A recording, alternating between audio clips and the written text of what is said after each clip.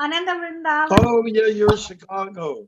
Yeah, she lives in Alachua. Her daughter actually lives in Alachua now. Her daughter, the younger one or the older one? I don't know, Lakshmi. Oh, yes. Okay, Lakshmi, I know. Yeah, we were in touch with her for a while. Well, that's wonderful. Thank you, Ananda Mataji. Nice to hope your husband's doing well. Okay, so in 1 minute, we'll try to get started and take it from there. I'm on a third level. Well, I guess you probably would say second level on a house on a busy street. Anyways, in Vancouver. All right. So I'm just gonna prop up my phone against a little Kirkland honey bear container. It's heavy, and I can lean my phone against it. I don't have to worry about it. Okay. And yes, someone wants to say something. Yes. Do you have your headset on? No, I don't. I didn't bring it with me. Okay. Is it hard to hear? We can hear. No, We just want to make we are sure. okay now. Yeah. Yeah, we just want to make sure that we have a smooth class. Okay. All right. Super. Wonderful. Okay, so I guess we should get started then, okay? So just to let Krishan know from South Africa, Durban, that we do this for an hour, and we have been combing through the Bhagavad Gita. We're on chapter 11, and we're starting on the first shloka, the universal form. So we'll just open up by offering our pranams to Prabhupada. Nama Om Vishnavadaya Krishna Prasthaya Bhutale Srimate Bhaktivedanta Swamini Namane Namaste Saraswate Deve. Everyone can do this. Gauravani Pracharine Nirdeshesha Shunyavadi Paschatya Deshatharine Shri Krishna Chaitanya Prabhu Nityananda Shri Advaita Gadadhar Srivasadi Gaur Vrinda Hare Krishna, Krishna Krishna, Hare Hare, Hare Rama, Rama Rama, Hare Hare. Hare Krishna. We'll turn to page 1 for our invocational mantra. Page 1 in your Bhagavad Gita. Yeah, it's there. Sharing the screen is the mantra. We'll just do it in quadrants. I'll just say the line, you repeat. Om Jnana Timirandasya. Here you go. Gyanandana Shalakaya. Chakshuran Militanyena. Tasmai Shri Gurave Namaha. Translation, I was born in the darkest ignorance. I was born in the darkest of ignorance. And my spiritual master opened my eyes. And my spiritual master opened my eyes. With the torch of knowledge. With the torch of knowledge. I offer my respectful obeisance unto him. I offer my respectful obeisances unto him. Chai, thank you. So we'll go right over to chapter 12, the universal form, 11, sorry, 11. And look at the first verse. I'll just go through the Sanskrit, read the translation, and then we'll have different people going through the paragraph by paragraph, perhaps, and we'll see how far we get today with this verse. And I'll make some comments, and then other people can comment. Anybody has questions, they can do that too. Okay, so Arjuna Uvacha, Mad Anugrahaya Paramam Guyam Adhyatma Sangitam Yat Tvayuktam Vachastena Mohoyam Vigato Mama. Translation. Arjuna said, by my hearing the instructions you have kindly given me about these most confidential spiritual matters, my illusion has now been dispelled. Okay, So we can get someone to read the purport. Vaishnavi, would you like to ask someone to do that for us? Yeah, Kishan can read the first paragraph, please. Oh, wow. It's his first day with us, and he gets to read all that. Wow. That's a real movement encouragement. Go ahead. Okay, I'm just seeing if I have my right glasses on. Right, Okay. there we go. This chapter reveals Krishna as the cause of all causes. He is even the cause of the Maya Vishnu, from whom the material universe emanates. Krishna is not an incarnation. He is the source of all incarnations. That has been completely explained in the last chapter. Okay. Beautiful. So, as most of you are familiar with the Gita, we're going to embark upon a wondrous manifestation, a majestic manifestation of Krishna in what's called Virat Rup, cosmic form. And it will be like a multimedia presentation of himself. It'll be stunning. The closest thing I can think about is that the borealis, like the northern lights, which sometimes you catch in the month of September if you're in the right place. It's pretty incredible. But this is much more wondrous. Cause of all causes. Sometimes we translate Vasudeva as the cause of all causes. And that appears in the first verse of the Srimad Bhagavatam. He who from everything emanates. Om Namo Bhagavate Vasudevaya. Janmadya Shiyatun Vayadi Charitish Vabhigyaswarat. Tene Brahma Rida Ya Adi Kaviye Muyantiya Surya. Tejo Vari Mridam Yato Vinamayo Yatra Trisargo Mrisha. Damna Svena Siddhani Ristagokam Satyam Parang Timi. First verse from the first chapter in the Bhagavatam, and verse 1. And so 111. I'm glad it's not 666. It's 111. Everybody knows about 666. It's an ill omen. It's an Antichrist number, right? Okay, cause of all causes. That's what Krishna is. He is the force behind all of the incarnations, all the avatars, even as mentioned here, Mahavishnu. This is where some people get a little confused. Some of our Hindu friends, oh, it's Vishnu who's first. And then devotees of Chaitanya Mahaprabhu say, no, it's Krishna's first. And you go, Vishnu, Krishna.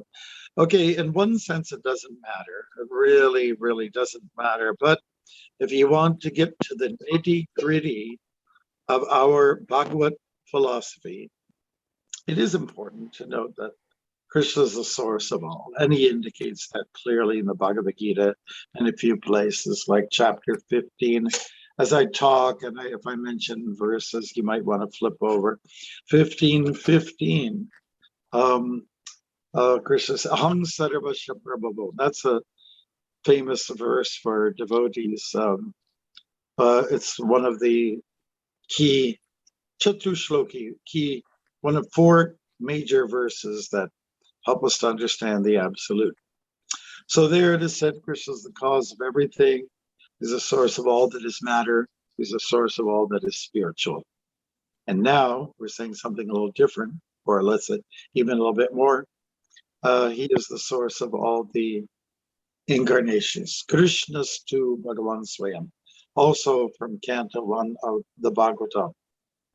And as Prabhupada mentions here, in the last chapter, we've been going over his opulences. All that you see, all that you can smell, taste, touch, and it's really all an emanation from him. That's chapter 10, the opulence of the absolute. So everything extends from him. He's Bhagavan. That means he's the richest. Help me out.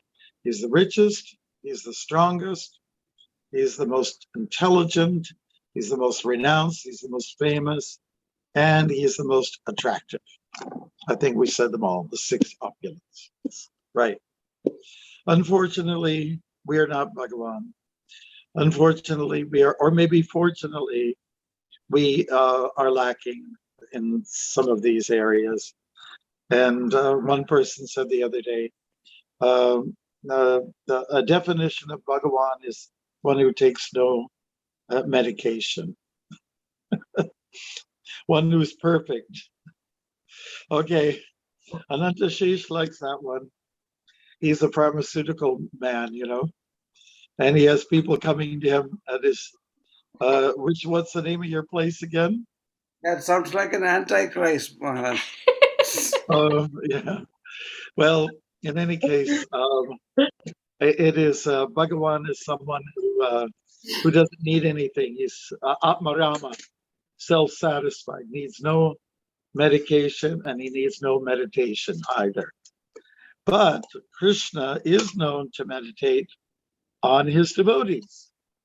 He meditates on himself even. Now, somebody might think that's a little bit arrogant of anybody to meditate on themselves, but he doesn't get caught up in himself like a megalomaniac does. Have you ever met people who are just really all about themselves? Have you ever met those? They're like Mr. Know-It-All or Mrs. Know-It-All, and every story is about them and what they did. I guess they're lacking a lot of love when they grew up, and they just have to, make an assert themselves that I am important. I am, I am somebody.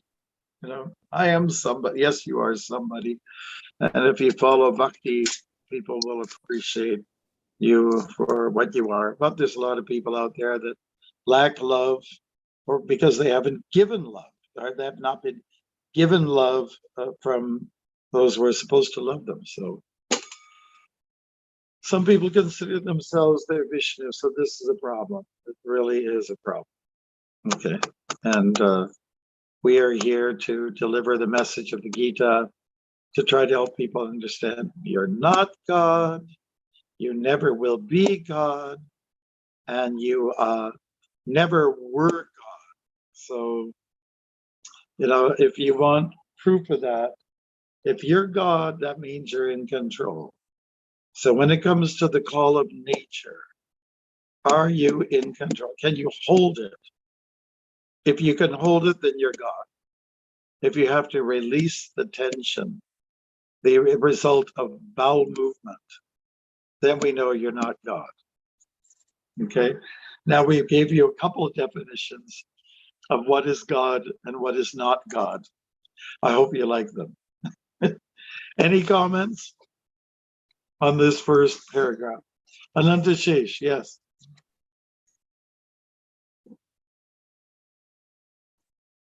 Oh, you're muted, at least from my perspective. I think I see him every day. The person who thinks that he's all about himself, I see him in the mirror. When I look at the mirror, I see that. Okay.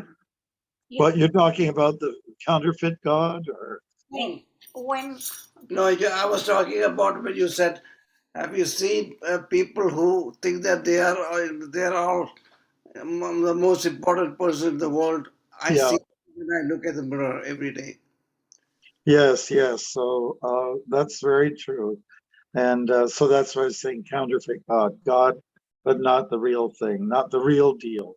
Yes. Okay. Counterfeit gods are everywhere, all over the place. And by cultivating your bhakti, you have a chance to, let's say, understand your actual constitutional position. Do you remember, I think it was last week, we mentioned there are 2 kinds of souls. Do you remember how we broke that up? Just putting you all on the spot. And for those who are not here, now you can feel free to jot points down. There are 2 kinds of souls. Remember what they were? The conditions Yes. and the liberation. What was the second one? The liberated? Yeah, liberated souls, good. We gave another name to, liberated souls, starts with a C. And I'm actually taking this from Prabhupada, So there's conditioned souls, that's the average Joe Blow, and or Mary Brown, because we have to make the women feel equal. Okay. What's the name, the other term, which is very good to use when you're talking to people? Okay, we have conditioned souls, and we have another kind of soul that starts with the C. Okay. Hare Krishna Maharaj. Yes, go ahead. Maharaj, Nitya Mukta and Nitya Baddha. Okay, no, that's good. You're showing off pleasantly your Sanskrit. I'm looking for the word in English. Okay, It starts with the C. Okay, okay. Give me C, C, C, C. O, O, O, O. N, N, N, N. S, S, S, S. Conscious. Conscious. Good try. Good try. Oh, sorry. Okay. Okay. C-O-N-S-T, T, T, T. I, T, T, T, T. Constitutional? Constitutional. Yes. Yes. Constitutional, yes. Constitutional soul. So that means somebody who's acting in their constitution. Prabhupada uses that word an awful lot. Constitutional. What is your constitution? What is your to serve, right? So it's a nice way of looking at it. If you want to share the message of Bhagavad Gita, you can take that those two words in English. You can Rasaraj, I think you were the one that was saying, if I'm not mistaken, it was Rasaraj. Yes. You were saying Nitya Mukta and Nitya Baddha. Okay. Nitya Mukta means liberated soul, eternally liberated. And Nitya Baddha means the one who is eternally bound, eternally stuck in the modes of material nature. Okay, since we're on that topic, is it a fact that if someone is eternally bound, are they really eternally bound? Don't they have a chance? Don't they get a break? Isn't that harsh? Like I was raised in a tradition where they say you go after you die, you go to heaven or hell. That's it. Heaven or hell, the flames in hell or the clouds in heaven. And I thought that's a little harsh.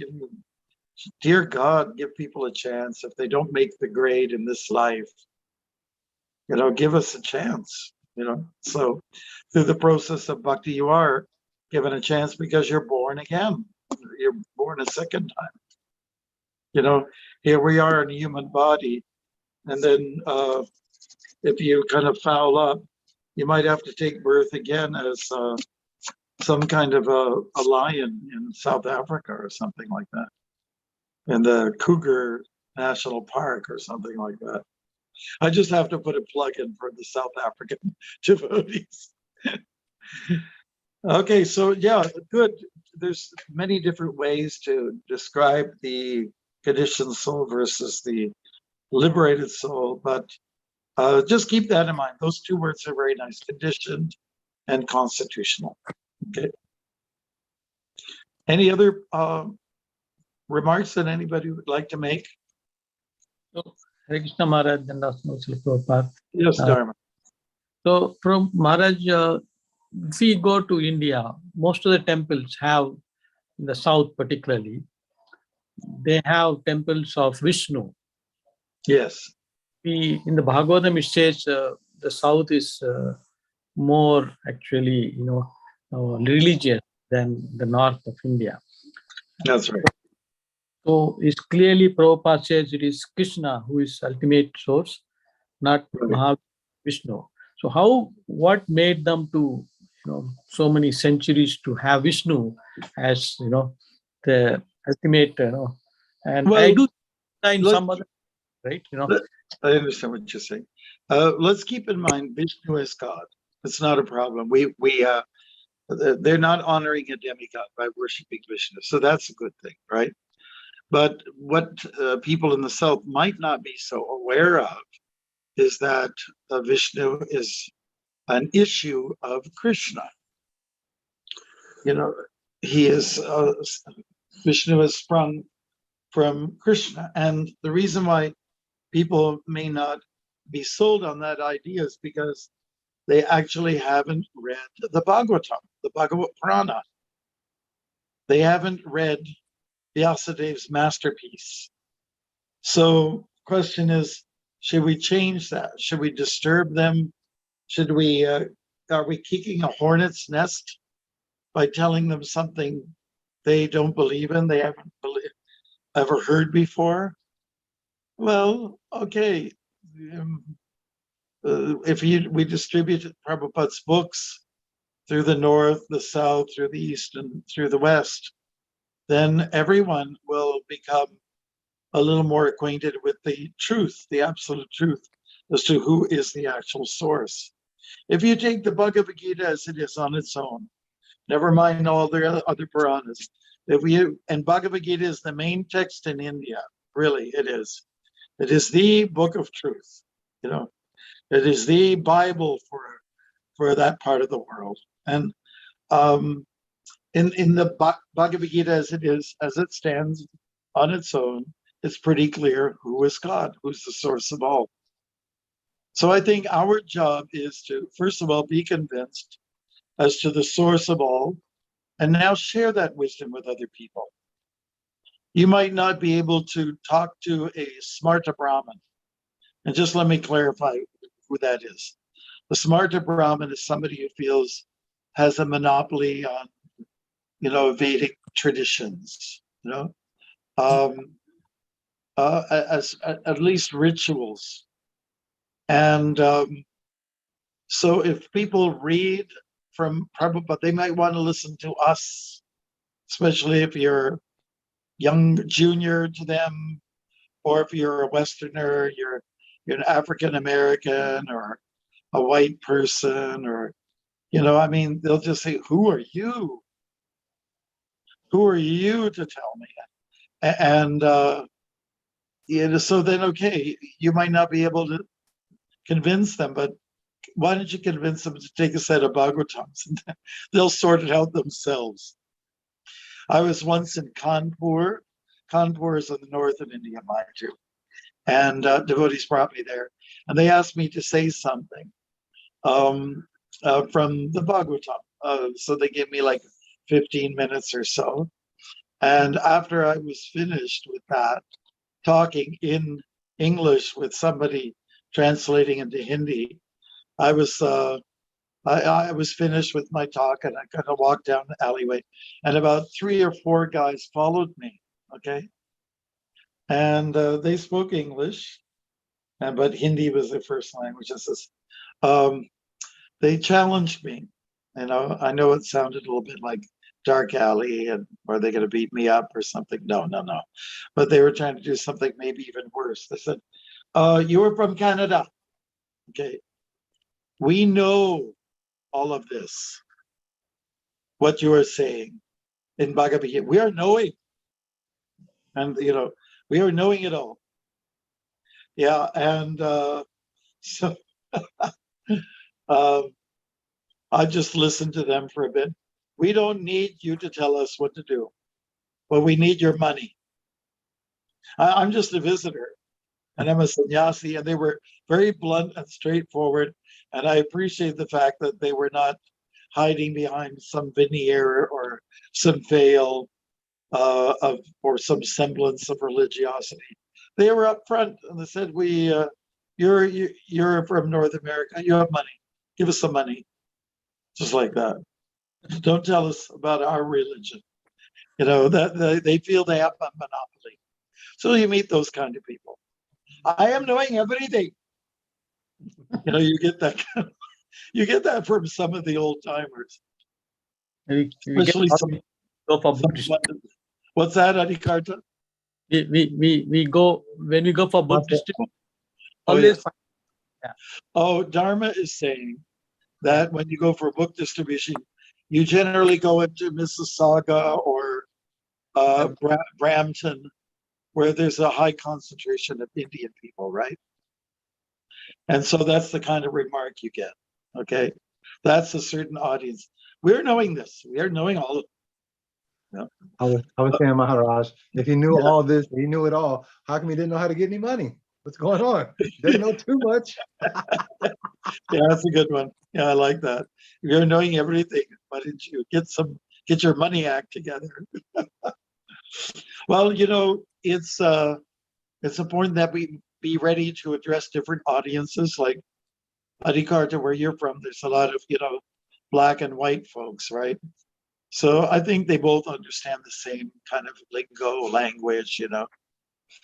What would you say to somebody, and you've probably had experience, to say My, some my African. favorite is when people talk to me, they like to tell me, well, I understand that you have conviction. I could tell, young man, but Jesus is the way. And I always let them know. I go, Jesus is the way to where? They said, God. I said, I'm telling you about God. See, I'm trying to let you know that you don't. It's okay to say that Jesus is the Son of God. You're the Son of God. I'm the Son of God. She's the daughter of God. He's the Son of God. But if you lose sight that Jesus is the example of how to worship, that's why we have the Swami. The Swami is our example of how to worship, and he is the light that leads us to God. See, so when you get fixated on Jesus, you're losing sight about God. And we're just here to talk to you specifically about God, Krishna. Think about it. Root word, Christianity, Christians, Christ, Krishna, So I try to break it down simply on things that they know and build them back up, letting them know that it's not wrong. Like I tell people, I like to pull it out of my shirt. I went to Catholic school my whole life. I wear my rosary. Jesus was my first guru. But I always let people know that once I met Maharaj, I have another guru that is living, and I actually have learned to appreciate the steps of going towards God and not just, towards an entity that can direct you. Well, thank you for helping us on that. Because also in South India, where the Dharma and Manisiganga, you see them up in there in the frame. They're from South India, and there's a lot of Christians there who are Indians. And because St. Thomas, one of Christ's followers, went to India and did a lot of conversion. So they might get the same kind of answers if you were to meet them on the street and show them a book and so we're with Christ. And anyways, I don't know if I was talking to this group last week, but when someone says, no, I can't participate because I'm a Christian, I said, well, I'm a Christian too. I was raised Catholic. I believe in Christ, and I also believe in Krishna. And people sometimes say, you can do that? You can actually believe in Krishna and you can believe in Christ at the same time? So why not? They're both spiritual people. I believe in Buddha too. No way. They get. Why not believe them all? They all have a role to play. Maharaj? Yes. Yeah, Couple of- we do have Vasanta who's got her hand up first, I think. Yes, and also Kishan also has his hand up. Okay, so let's go to Vasanta and then we'll go to Krishan. Go ahead, Vasanta. She has Santa in her name. Did you notice that? Santa. It's Christmas. You have a question, please speak. You have to unmute yourself.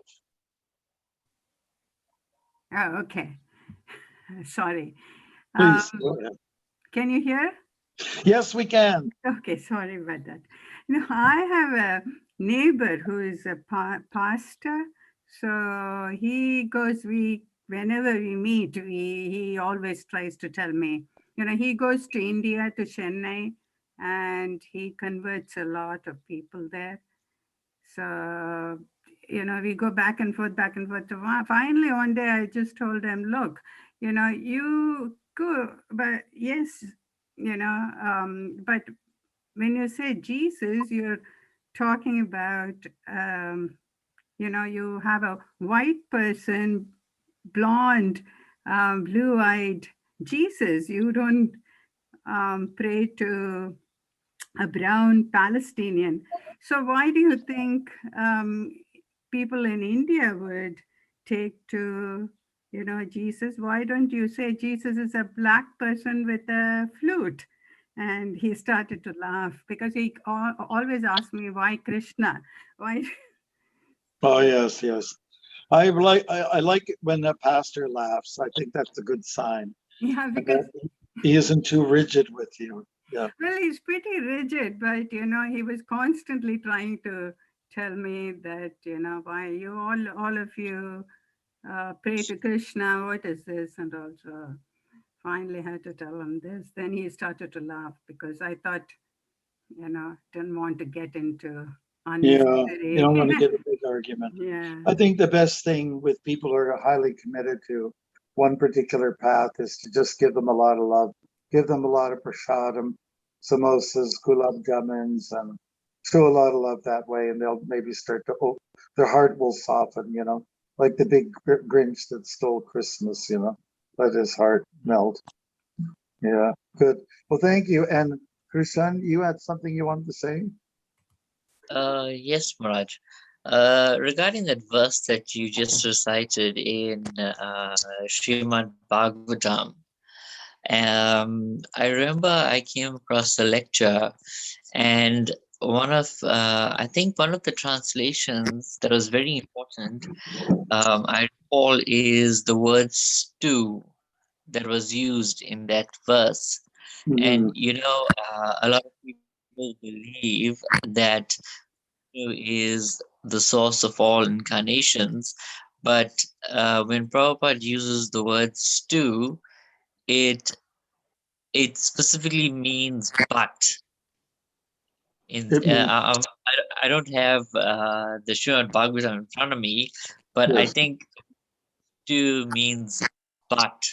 So all the incarnations come from Vishnu, but Bhagavan, which is the Supreme Personality of Godhead. So did you say but as in B-U-T? Yes. Okay. Yes, well, here's one way to look at that verse. Krishna Stu Bhagavan Swayam. Okay, everybody knows what a stew is. Are you familiar with a stew? Yeah. It's kind of like a soup, and it has everything in it. It has potatoes in it, and carrots and celery. It also has pieces of meat floating in it. It's kind of like a meat eater's version of khichdi. Everything's in it, right? So Krishna stew. So you can look at all these different parts that make up the stew, and these are all like different avatars or demigods or this or that, But it's a Krishna stew. That means that he is the source of this. It is his stew, and he created it. So that phrase came to me years ago from a god brother from Australia. He said, "It's Krishna stew." So it's from Krishna that everything emanates. All the different kinds of avatars. There's lots of classifications of avatars, many, but it arises from Krishna. And that's why the Bhagavatam is so important for people who want to meticulously go through understanding who's who and what's what, especially our Hindu friends. It's so to just tell them that it's Krishna who's there in the beginning, right? Now, when I was in South Africa some years ago, one of our devotees there who works with on the plays, what's his name? Prem Vikas. Yeah, everybody knows that Prem Vikas, he can do anything on the stage. He is amazing. So he's from the Zulu community, right? And he was saying, Maharaj, for our people, they need to be explained everything very simple. They just need to know about one God, one book, one name. Keep it simple, not so complicated. And of course, he was implying the book should be Bhagavad Gita, the God should be Krishna, and so on, and the mantra is Maha mantra. So I took it that was very important, that certain communities, we need to emphasize certain things to them that might not fly with, say, like the Hindu community. Okay, they're used to multiple gods. So that we have sort of landed on that particular topic. You've got different audiences. How are you going to approach them? Adikarta told us a little bit how we could deal with, say, Christian folks, right? And for if you've got a Hindu audience, that's also learn the art of how to approach them and convince them that maybe you don't convince them. Just say, this is the book of all books, the Bhagavatam, the Vyasadev's masterpiece, and let them find out for themselves. Let them explore and navigate their way through this great text, holy text. So I see Sandamini, who's also from the Cleveland area. She's got a question or a comment. We only see your lips moving. It's very impressive. Hare Krishna Maharaj. Okay. So all glories to Srila Prabhupada. Please accept my humble obeisances, Maharaj. Yeah, please accept mine. Maharaj, with this context, we are talking about other religions or other people from other faiths, taking into Krishna consciousness. There is this latest one that came Srirangam, the place that I grew up back home. And it happened in the recent week or two. There is this Muslim individual who has been visiting Srirangam. He was raised by a Vaishnava mother. And he basically he's been visiting Srirangam temple for the past 47 years. And this time when he tried to enter, I think last week, he was asked to not enter and was walked. He was, actually walked out of the temple. And there is this thing going on. And one of the interviewer also brought in ISKCON as such and said, look at how ISKCON does it. Why can't you be like them? Why can't you be open? They accept, there are so many people around the world coming into ISKCON and taking up this Krishna consciousness and becoming a Vaishnava. So why can't you be like that and declare yourself as a Vaishnava and then enter the temple? So both sides, there's this huge commotion, fight, you can say argument that's going in. They're citing law into it. And I was just wondering, what would be your advice, Maharaj? Advice towards the person who... Be your take, because I really want to listen to it, because I've been hearing this because it's my hometown. People are giving mixed reviews, my relatives, my friends out from India, but I kind of try to stay neutral, but I want to get my Guru Maharaj's guidance. So what you're trying to say is we should invite him. He's not been invited to the Hindu temple. Why? Yes. Because he has converted to Islam or is part Islamic or whatever. He was born into Islam, but was raised by a Vaishnavite mother. I see. Okay. And then he grew up going to the temple and never had this issue of Muslim or, he's a dancer and he sings. He does pravachan also, apparently. And he's been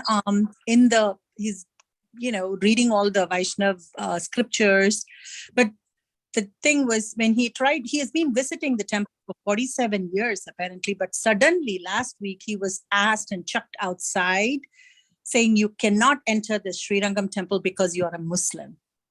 Okay. Well, the thing is, Prabhupada taught us that everyone should feel included. That was the mood of Chaitanya Mahaprabhu, regardless of what is your background. Haridas Thakur was born in an Islamic family, and he was welcomed with open arms by Mahaprabhu and his followers. And he excelled.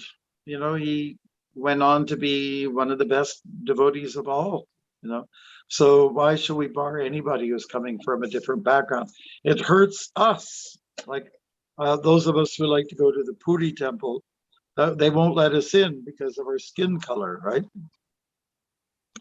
I heard that Bhaktimarga Swami, he Yes. actually did get in to Yeah. the Jagannath temple. He got his way. I don't know how he did it, but he did it. And he's very dark, darker than most Orisons. And, but he did it. And so we feel kind of hurt that we're not included. So I think this is what I'd say. We should go for inclusion. And Krishna accepts all persons from varying backgrounds, regardless of caste, color, creed. Chapter 9 from Bhagavad Gita. You guys can use this verse if you like. Chapter 9. Manghi parata vyapasritya yepi syupapayonaya striyo vaishyastata shudras tipi yanti parangatim. So that verse is simply saying that it doesn't matter about your background. Doesn't matter what gender, doesn't matter if you're a shoemaker or if you're a Brahmin or anything like that, or a tax collector. Everybody's welcome. Everybody's brought in, made to feel like they can reach the supreme destination. Yeah, so that if we go by the words of the Gita, spoken by Krishna, then everyone should be included. It's one big family. Thank you, So Maharaj. I'm going I to think it's very political, unless if this fellow is a little bit political, maybe they have some good reasons, some in-house, let's say, things we don't know about, some backroom things that dynamics that we're not aware of. But on principle, everyone should have an experience of Krishna consciousness. That's the way Prabhupada was. Thank you, Maharaj. Yeah, before he went to America, some people say, "Oh, don't go to the land of the Malechas." That was the mood. Don't go to the land of the Malechas, the low-class people. Don't cross the ocean, in fact. But he did, because he understood the higher principle. Everyone's a servant of the Lord. Everyone's a son of God, like Adi Karta was saying. We're all, Jesus, son of God, so am I guess. Son, daughter, whatever. If God is the Father, then this is one thing you can use with the Christians. Well, excuse me, sir, but God is your Father, right? So therefore, you are His son. Okay, so let's think in a more universal way. So thank you for that, Prabhu. I hope we're going in a good direction. We've only covered one paragraph, and my prediction is that we're going to cover the second paragraph, and that's going to be it for today. So I think we should move along with the next paragraph, the last one. And who would like to volunteer to read? I see Cassandra has joined us from Texas. And are you there? Do you have a book before you, or you look at the shared screen? Hi, Hare Krishna Maharaj. Please accept my humble obeisances. All glories to Srila Prabhupada. I'm with my 2-year-old son right now. I can't sit longer than 2 minutes, but I can try to read the purport on the screen. The last paragraph. Well, you've got 2 minutes. On your mark, get set, go. Now, as far as Arjuna is concerned, he says that his illusion is over. This means that Arjuna no longer thinks of Krishna as a mere human being, as a friend of his, but as the source of everything. Arjuna is very enlightened and is glad that he has such a great friend as Krishna. But now he is thinking that although he may accept Krishna as the source of everything, others may not. So in order to establish Krishna's divinity for all, he is requesting Krishna in this chapter to show his universal form. Actually, when one sees the universal form of Krishna, one becomes frightened, like Arjuna. But Krishna is so kind that after showing it, he converts himself again into his original form. Arjuna agrees to what Krishna has several times said. Krishna is speaking to him just for his benefit. So Arjuna acknowledges that all this is happening to him by Krishna's grace. He is now convinced that Krishna is the cause of all causes and is present in everyone's heart as a supersoul. So thank you very much. And I would just like, if I could introduce you to the group. Cassandra is the person whose voice we used in the latest poem called Gita Wisdom. That's her voice. I don't know if you all had a chance to see the animation and the music behind it. So it's her voice that's in there. Okay, but you can check it out. That's in ISKCON News, and I think it will be tomorrow. Okay, so anyways, here we go. Last paragraph. What's important here is that Arjuna's saying, my illusion is now gone, but there are a lot of people out there that are in illusion. So because he has a heart, he has compassion, he has a feeling for people, he then is thinking, well, let me think about other people. Let me think about the world, what people need to hear. And for people to be convinced of Krishna's majesty, he was thinking, and if I can ask you kindly, please, with more or less like straw in my teeth, please show us the universal form, your universal form.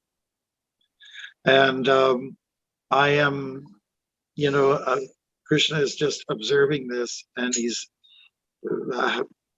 grateful that the question comes up, and we'll read it in the pages to come. Krishna says, yes, I can show you this universal form. It will be of benefit to others, but you don't have the current eyes to see it. So therefore, I'm going to bless you with transcendental vision, so you will have the eyes. And so that was then awarded to him. And then the universal form was revealed. So people, well, what is the universal form anyways? You're going to see multiple heads, arms, bellies, mouth. You're going to see the elements. You're going to see time. You're going to see so much that will bedazzle you, and which will also maybe frighten you as it evolves, as the installments of the universal form come out from somewhere. Arjuna becomes more, he goes from awe and reverence to being fearful of seeing this. What's a horrific image? Yeah. So just he's out of his illusion. By this time, he like, we know he was lost, and now he's found. Amazing grace.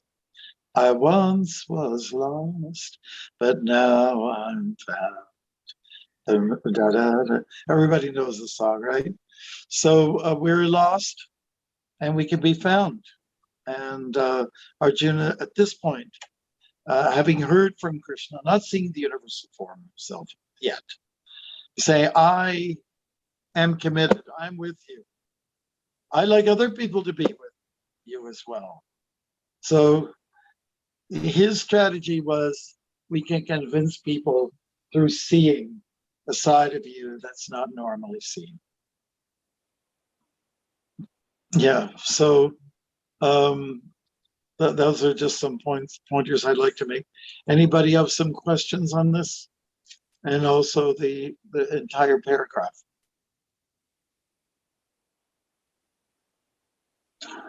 Vasanta, your hands are up. You have a question? Oh, she doesn't know how to take it down yet. Oh, sorry. That's okay. I have a question, Maharaj.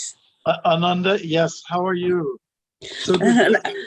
I'm so happy that I'm so thankful of Vaishnavi Devidasi that he connect me with you, because I've been lost, like what you're saying, and I'm just trying to be connected with you. And this is Krishna fulfill my prayers that I will, to have a connection with you, because first of all, I'm zero tech. I'm not very good in computer at all. I'm in the camp. So anyway, regarding about how powerful is Maha Mantra, this is a true story that it happened in my life, that I went out and I go out for japa walk every day in the same place for months and years like that. And all of a sudden, the people are starting bringing their, the Catholics starting taking their rosaries, and then the Muslims starting chanting their mala. So it's amazing that this Maha Mantra is so powerful that everybody is by hearing and seeing that, doing the chanting, and they're doing the same thing. Wow, that's nice.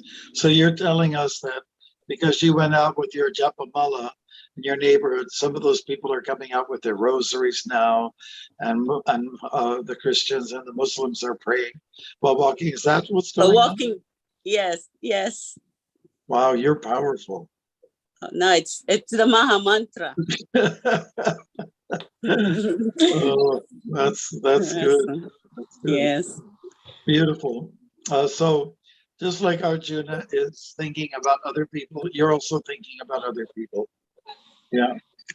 So I have recently, because when I was in Cuba, somebody ripped off my japa beads. That was some years ago. And then I got another set of beads. And in that same year, someone stole my beads in South Africa. Krishan, if you ever find that rascal. So I have decided I'm not going to have a big bead bag around my around my neck anymore. I am resorting to a small set of beads. Here it is. Small, fits into my kurta pocket. And here's my bead bag. Look at that. And I just slip it in here. And I can close it like that. And I just slip it in my kurta pocket, right? And so when I'm in the public, like right now it's Canada, right? So it's cold. You put your beads in the coat pocket and you keep your hand in there, keep it warm. But in the summertime, I'll walk around like this. Hare Krishna, Hare Krishna. And then when people see me like this, oh, are you praying for us? Nice, very You're nice. praying for the world, aren't you? So I find that if you keep it in the bead bag, they is your hand okay? Did you got your hand in a sling? Did you get hurt? Did you break your wrist? So this is the way I'm dealing with the problem. And since no one has stolen my beads, and if they do, I'll chase Until you after come to America. and I'll break their neck. All right. Yeah. Thank you, Maharaj. Nice. I think it's very important that devotees can go out as much as they can in devotional clothes, because it does make, let's say, it arouse an interest in people, not just in you, but something stirs up inside their mind. Oh, that person has conviction. What about my belief? Do I have any beliefs? Am I believe in God, but how deep can I go? And so I think it just is favorable, to show our devotional side even externally. It's funny you say that, Maharaj, because when I told my grandma before you met her during initiation, this is what I was going to do. I showed her a dhoti. I showed it to her in a bag. She looked at me. She says, "Oh, show me the cloth again." So I take it out. She goes, "Put it on." So I'll run in the bathroom. I put it on. She grabbed my pants. She took the bag. She says, "Now go out in the world." And I was like, "What?" She was like, "You believe in God, right?" I go, "Yeah." I said, "But I don't got no pockets." She took my wallet out. She put it in my hand. She took my cell phone, put it in my other hand. I said, "But Graham, my carry device." She gonna say, "I'll hang on to it for you till tomorrow." I was like, so I literally walked out the house like first day showing my grandma about this is my dhoti I'm gonna put on. Every since then, every Saturday, Sunday when I'm not at work, I wear my tilak every day as soon as I get off. But yeah, every Saturday, Sunday I walk around in a dhoti, a kurta. I wear a shamak all the time. So my neighbors, they just go, "We know who you are." I go, "Yeah, it is what it is." They're like, "Yeah, I even go golfing in my dhoti." Yeah, I don't care. For real. I do. They wear the kilts, right? Like most times people wear kilts. No? I have witnessed Adikarta Prabhu. He just coolly walks out of the gas station the other day wearing his dhoti, tilak and kurta with a shawl and his he just walks out and with a shamak, and it's beautiful to see So glad we saw that, Adikarta Prabhuji. Yeah. Amazing. Yeah, no, it is a beautiful thing to do. So I would say try to be bold, be strong, be vigilant, and go out there and be who you are. And people will ask questions. They will. It just comes out. Yeah. Well, thank you. Any other remarks on this paragraph here at all? The last little bit. Any sentence that jumps out at you and is something strong to say?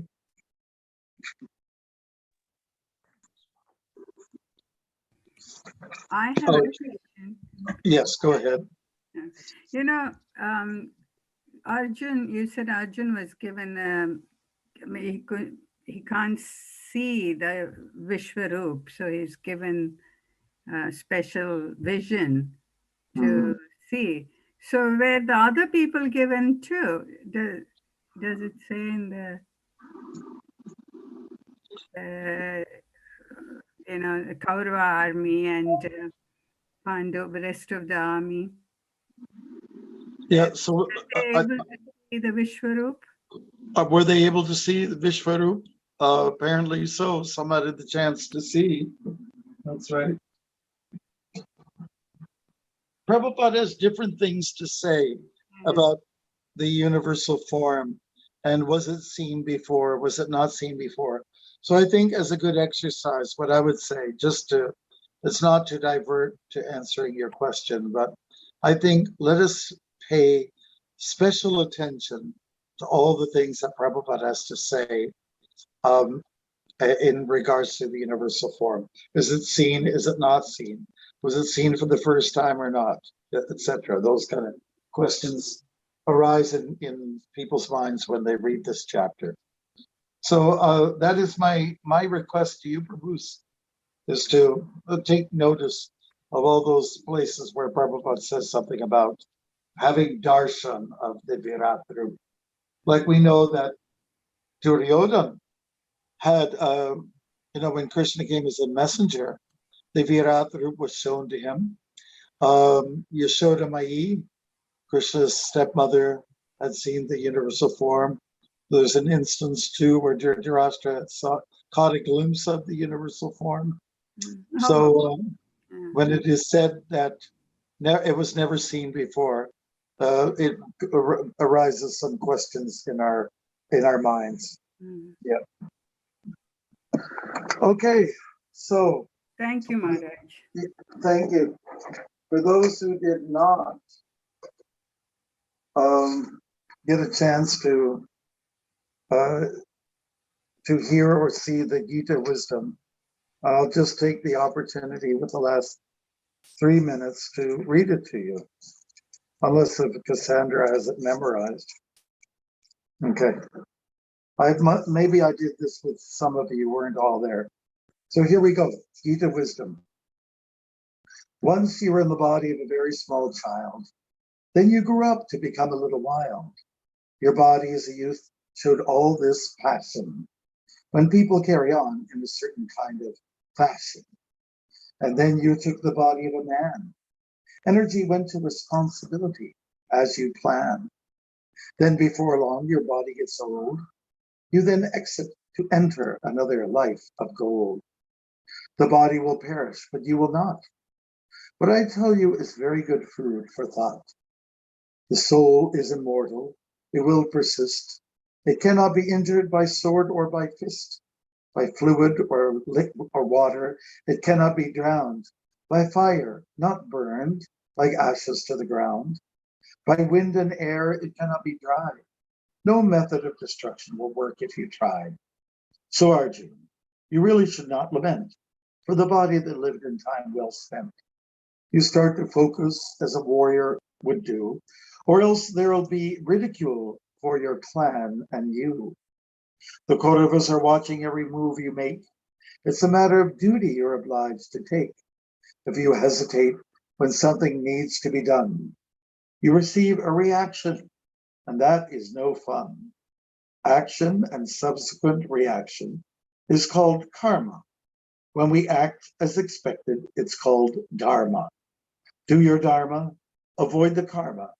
Do your dharma. Avoid the karma. The world with all its changes will never come to an end. I'm telling you all this because you are my friend. Hare Krishna. Thank you. Thank you very much. Thank you. And if you want to get a hold of that copy, Nitai Priya, that was you, right? Was Yes, that? Maharaj. Yes, Maharaj. It was me. Would you like to tell the devotees where they can access this? Yes, I'll put the link in the WhatsApp group. Okay, great. It's an animated version.